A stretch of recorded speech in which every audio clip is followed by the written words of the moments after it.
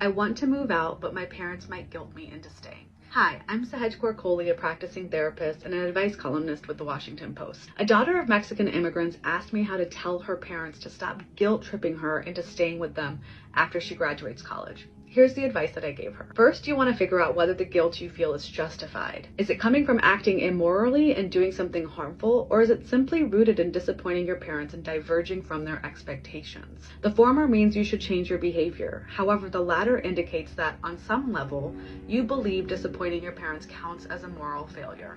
It doesn't.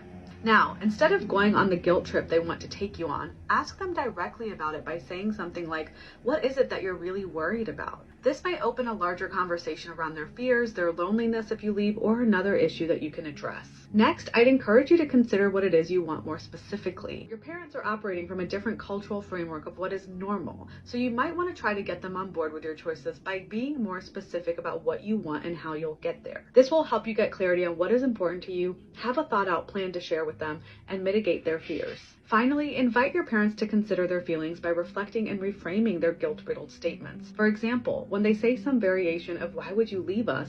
it can be easy to feel as though they're not focused on what you want. Instead of channeling the frustration, consider responding with something like, "I know you'll miss me, I'll miss you too." Even consider offering a compromise. "I'm not going that far and I'll see you once a month." What would you tell this writer?